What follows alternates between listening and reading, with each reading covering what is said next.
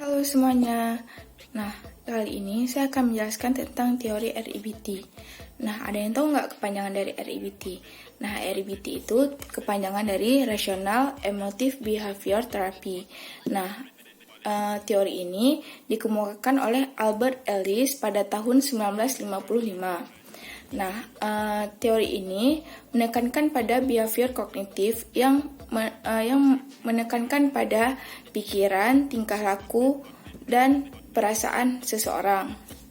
Nah, dalam teori REBT ini juga berpendapat bahwasanya manusia dilahirkan dengan potensi baik berpikir secara rasional, jujur, maupun untuk berpikir rasional yang jahat. Di dalam terapi rasional emotif ini juga beranggapan bahwasanya manusia itu normal memiliki pikiran, perasaan, dan perilaku, dan ketiganya mencakup skala stimulan. Menurut Komalasari, pendekatan dari REBT ini mempunyai karakteristik. Yang pertama adalah pikiran irasional yang berasal dari belajar, dan yang irasional berasal dari orang tua dan budayanya.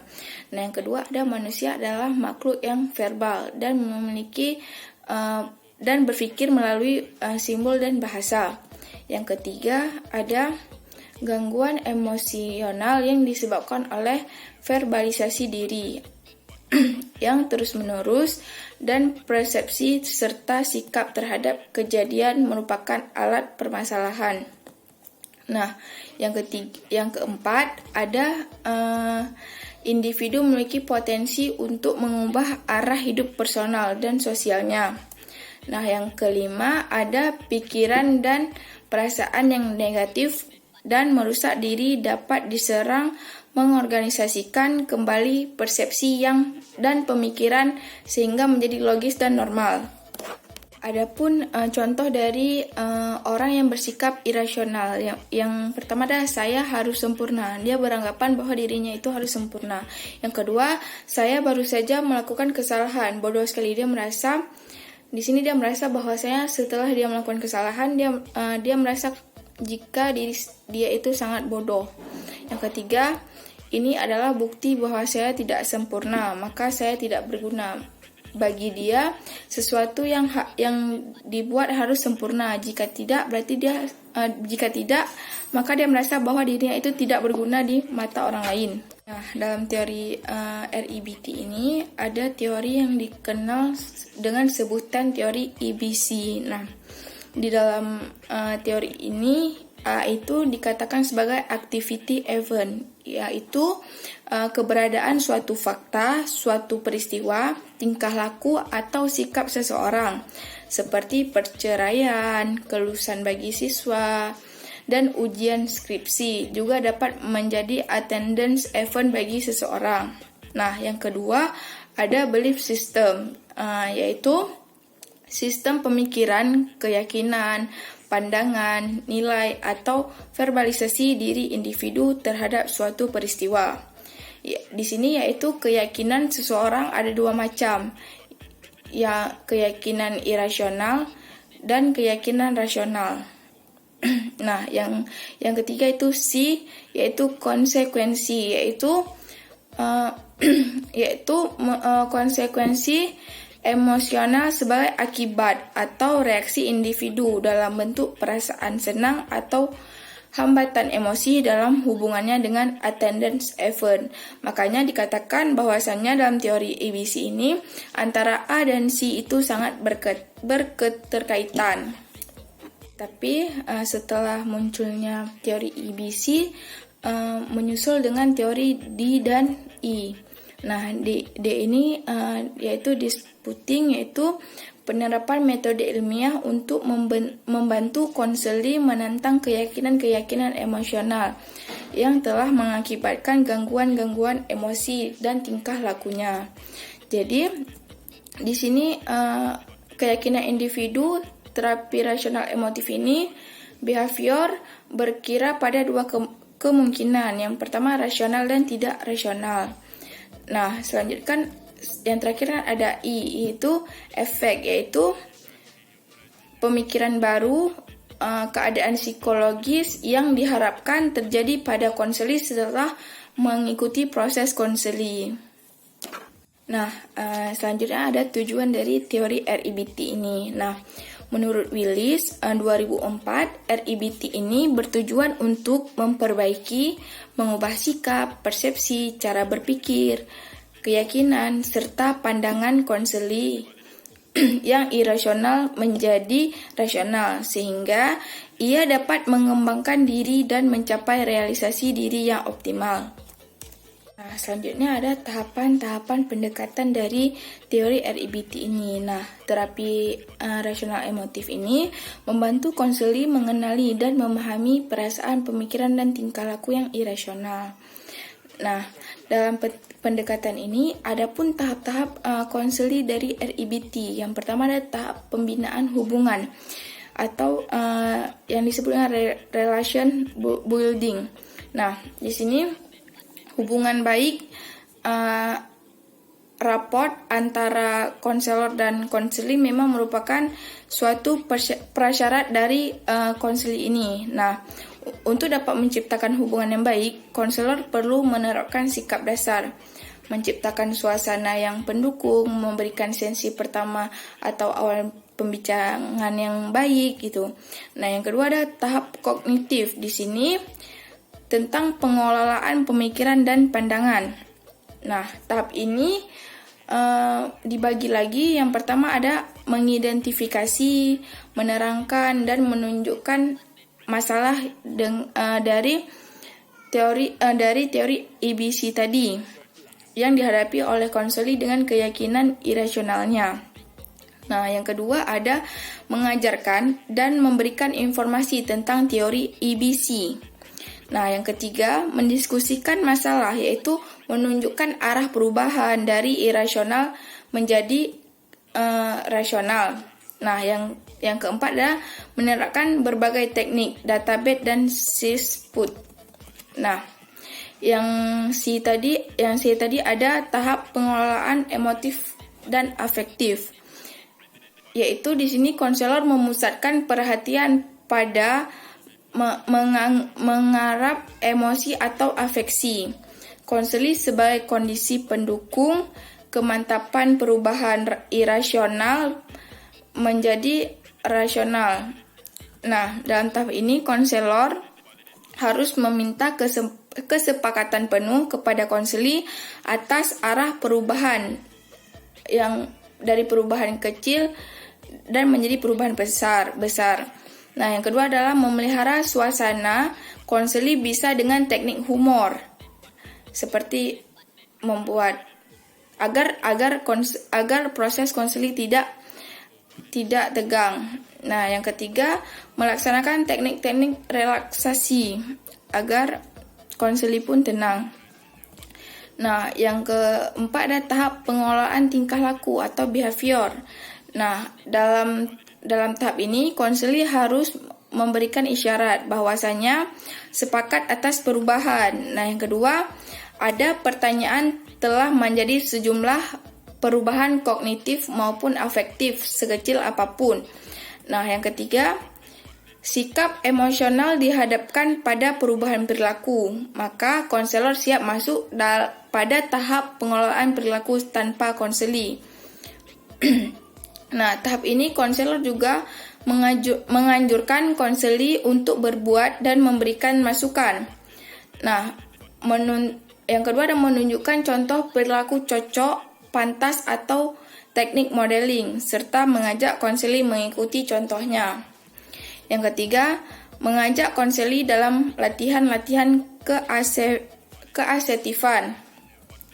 Yang keempat, mengajak dan menuntut konseli dalam merumuskan kalimat-kalimat rasional.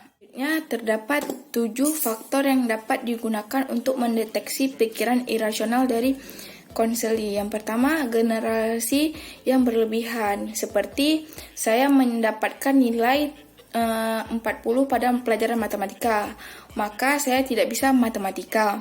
Nah, yang kedua ada distori, yaitu tentang terkadang mengacu pada pikiran yang beranggapan tentang keseluruhan atau tidak sama sekali. Seperti saya tidak mendapatkan nilai A pada mata kuliah. Lihat saja di KRS saya. Saya memang bukan mahasiswa yang baik. Nah, yang ketiga ada lihat pada hal-hal yang dihapus, yaitu tendensi untuk berfokus pada kejadian negatif dan menghapuskan kejadian positif. Nah, contohnya saya kalah 2 kali dan saya menang 1 kali pada permainan berikutnya. Nah, dia yakin pada permainan berikutnya dia akan kalah. Nah, yang selanjutnya adalah lihat pada hal-hal yang dianggap tragedi atau bencana. Di sini menjelaskan bahwa kesalahan yang dilebih-lebihkan dan keberhasilan yang dikecilkan. Seperti jika dia mendapat nilai tinggi, maka dia berkata bahwasanya itu hanya beruntung. Nah, yang kelima adalah lihat pada penggunaan kata-kata absolut seperti harus, selalu, tidak boleh, dan tidak pernah. Seperti dia merasa dia tidak boleh membuat kesalahan, padahal kesalahan itu semua manusia pernah melakukannya. Nah, yang keenam ada lihat pada pertanyaan yang menunjukkan ketidaksetujuan terhadap sesuatu. Misalnya, dia seharusnya dihukum dan tidak dibebaskan begitu saja. Nah, yang ketujuh adalah lihat pada ramalan atau prediksi masa depan. Seperti saya tahu bahwa teman saya tidak senang jika saya mendapatkan nilai A pada mata kuliah ini. Nah, selanjutnya ada teknik dari konseli RIBT. Nah, dalam RIBT ini tekniknya dibagikan menjadi 3 kelompok. Yang pertama, teknik kognitif, yang kedua teknik imagery, nah yang ketiga ada teknik behavioral atau tingkah laku. Nah, dalam teknik kognitif ini dilihat ada usaha untuk mengubah keyakinan pikiran irasional konseling melalui filosofi atau ekspresi dari berbagai verbal. Nah, yang kedua ada analisis rasional, yaitu teknik untuk mengajarkan bagaimana membuka dan mendekati keyakinan irasional. Dan yang ketiga ada dispute standar ganda, yaitu mengajarkan konseli melihat dirinya memiliki berbagai standar ganda tentang dirinya. Yang keempat adalah skala katatropi, yaitu membuat proposi tentang peristiwa yang meyakini. Misalnya, membuat 100% peristiwa yang menyakitkan. Urutkan yang paling tinggi persennya sampai yang paling rendah. Yang kelima ada devil advocate, yaitu meminta konseli untuk memainkan peran yang memiliki keyakinan irasional, yang memiliki keyakinan rasional, sementara konselor memainkan peran menjadi konseli yang irasional.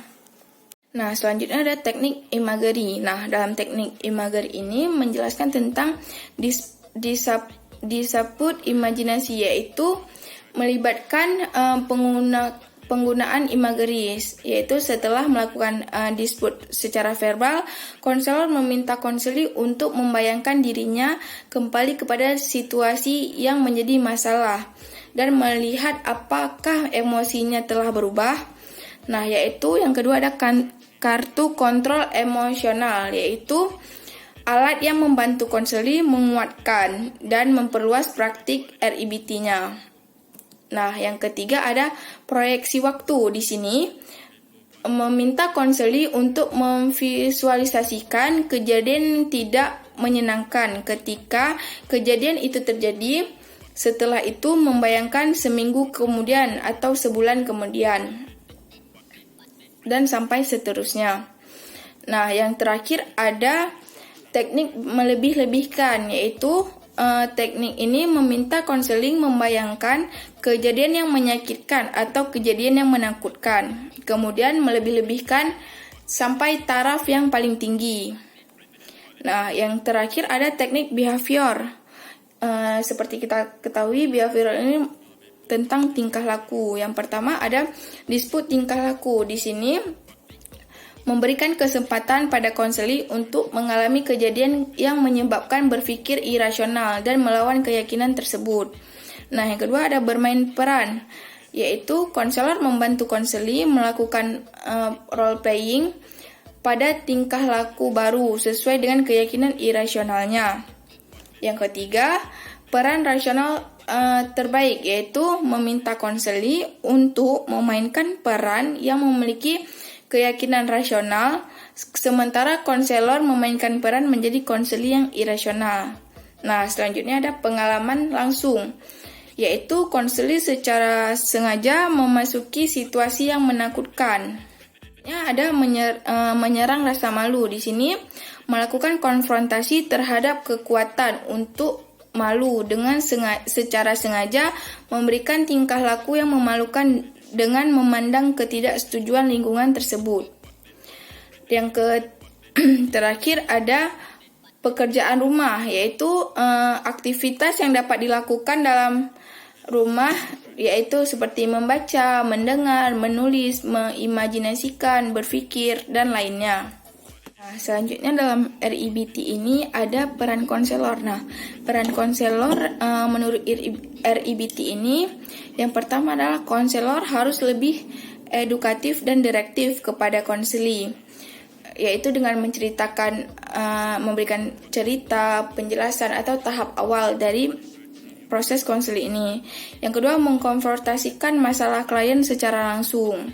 Nah, yang ketiga, menggunakan pendekatan yang dapat memberi semangat dan memperbaiki cara berpikir konseli.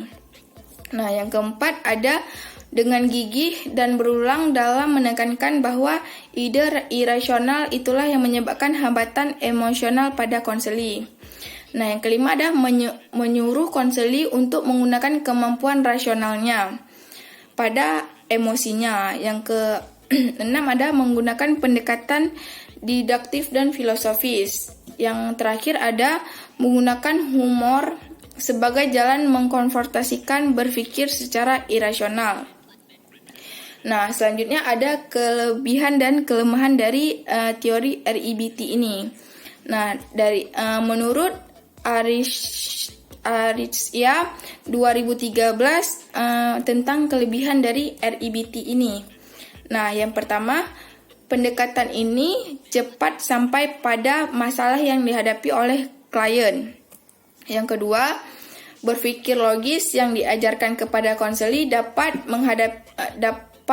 digunakan dalam menghadapi masalah tersebut. Nah, yang ketiga, konseli merasa dirinya mempunyai keupayaan intelektual dan kemajuan dari cara berpikirnya. Nah, tetapi dalam RIBT ini pasti juga mempunyai kelemahan. Yang pertama ada konseli boleh ditolong melalui analisis logis dan falsafahnya. Yang kedua, ada sebagian konseli yang begitu terpisah dari realitas sehingga usaha untuk membawanya ke alam nyata sukar sekali dicapai. Nah, yang ketiga, ada juga sebagian konseli yang memang suka mengalami gangguan emosi dan bergantung kepadanya dalam hidupnya dan tidak mau berbuat apa-apa perubahan lagi dalam hidup mereka.